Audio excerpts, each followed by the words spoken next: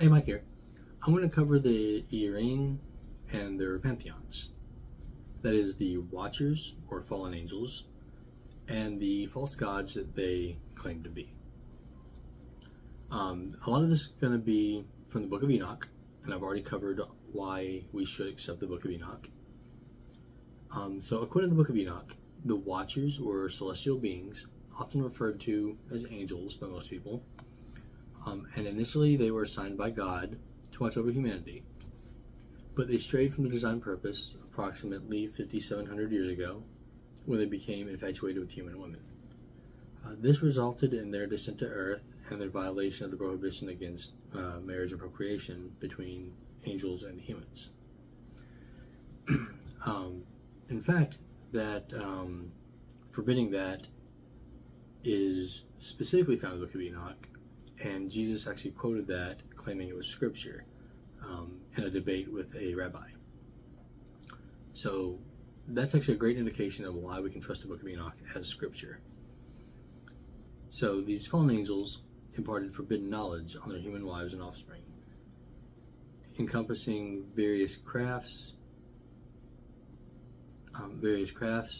magic, weaponry, and other secret skills. While this knowledge may appear beneficial on the surface, it is important to consider the consequences.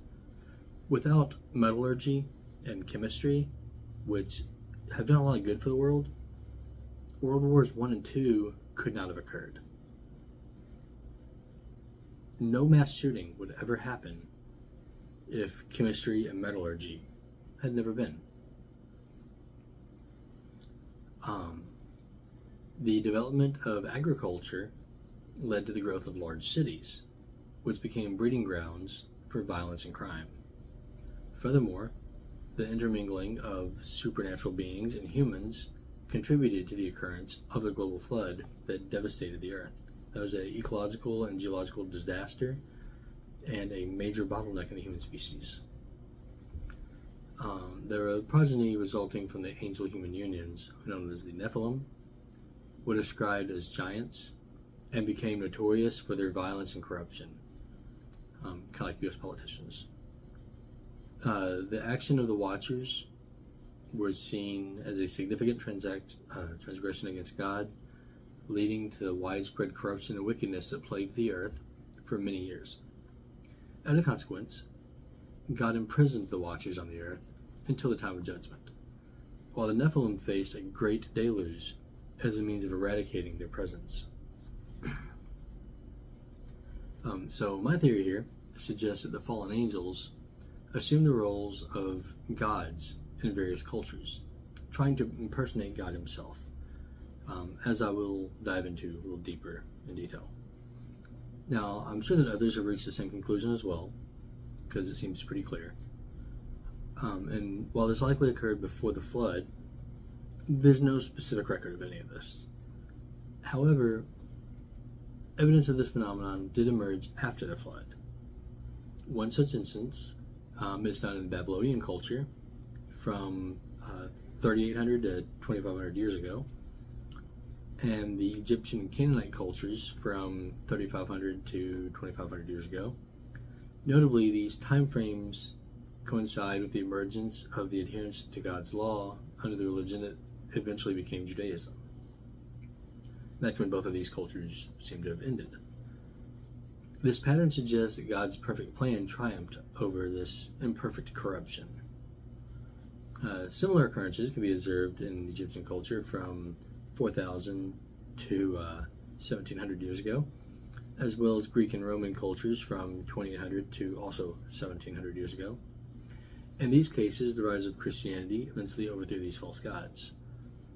Furthermore, in Europe, the fallen entities attempted to introduce another false religion after Christianity had already existed, but their efforts were swiftly suppressed. This is known as the Norse culture, and it only lasted from 1900 to 900 years ago. These periods were characterized by the worship of false gods and various pantheons.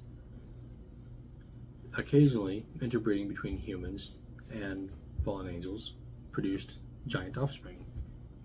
and a gradual decrease in these hybrid birth rates occurred due to God's intervention. Regardless of the name that was assigned to them, God had to put a stop to this. They were extremely violent, and they were also cannibalistic, consumed humans, led humans into immorality, and a number of other issues. Now, let's focus on specific entities known as Shemyaza, Araquel, Ramael, Kokabel, Timael, Ramael, Daniel, Ezekiel, Berekwajel, Asael, Amaros, Bethrael, Ananiel, Ezekiel, Shemsiel, Satrael, Turael, Jumjael, and Sarael. These names likely correspond to their true angelic identities. Keep in mind that in Hebrew, you quite often have names ending in El, which just meant God, and that if your name ends in El, that would signify a connection to God. The meaning of these names can be interpreted based on linguistic analysis, although it's important to acknowledge that these interpretations may vary upon different scholars and different sources. For example, Shemyaza can be translated to "he who has seen the name," or "the name sees." Araquel, not precisely known, sometimes interpreted as "earth of God." Ramel's meaning is uncertain. Kokabel translates to "star of God," or "the star with God." Tamael's name is not really understood. Similarly, the meanings of Ramael, Baraquel, Amaros, Betrael, Ananiel, Satrael, Turael, and Jemrael, they're not really identified. Daniel can be interpreted as "God is my judge" or "God is judged," similar to Daniel, while Ezekiel translates to "God will strengthen," just like Ezekiel. It's just a different variant of the pronunciation. It also means God has strengthened. Zakael means God remembers, or God has remembered. Shemshael can be understood as the Son of God, or the Son with God. But I want to be clear that Son as in the giant burning ball of hydrogen and helium that we see in the sky, not Son as in offspring. Lastly, Sarael translates to "the command of God" or "the Prince of God."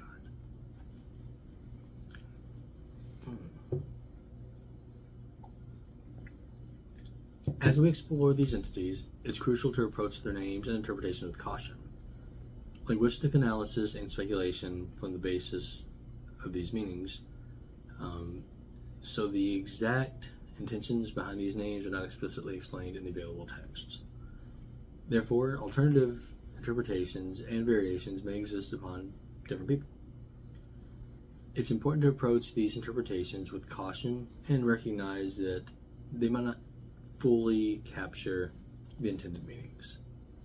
Furthermore, it's worth noting that these names might have changed over time, as God has been known to alter the names of individuals and reflect new roles and personas.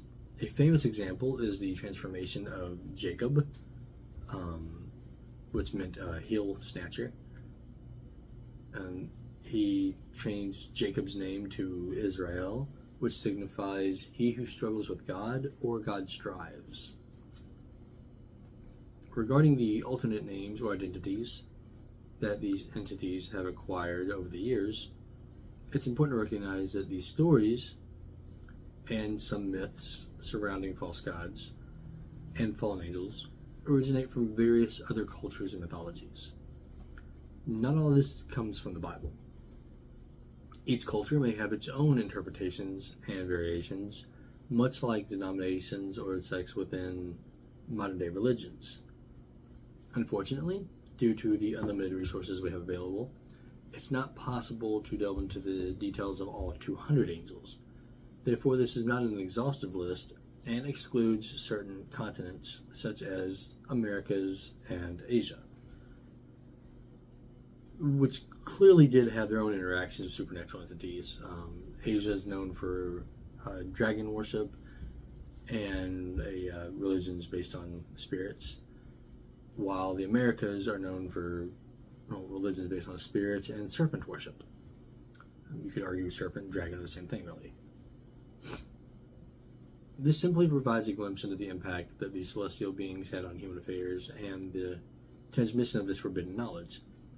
So I'm going to primarily focus on the Middle East and African and some European locations, because this is the area where it started. However, understanding the roles and characteristics of their leaders might provide insights into the extent of their influence and the consequences of their actions as a whole. Additionally, it's important to note that the cultural concepts and stories surrounding these fallen angels and false gods can vary, even within the same religion. Similar to modern-day religious denominations, different interpretations and adaptations have emerged over time. It's within the diversity of these narratives that we can discern common themes and gain insight into the potential impact of these celestial beings on our history. So while our understanding of the fallen angels is limited, exploring their roles and characteristics do offer a glimpse into their influence and the consequences of their actions. By acknowledging the culture and mythological variations, we can better appreciate the significance of their presence and the transmission of this forbidden knowledge throughout different societies. These fallen angels, mentioned along with their names and interpretations, provide a window into the intricate tapestry of human experiences, stories, and the interplay between the divine and mortal realms. This is seen in many other religions also. And it's through careful analysis and interpretation that we can strive to comprehend the broader significance of the implications of these celestial beings in the collective human history. So, let's get to it.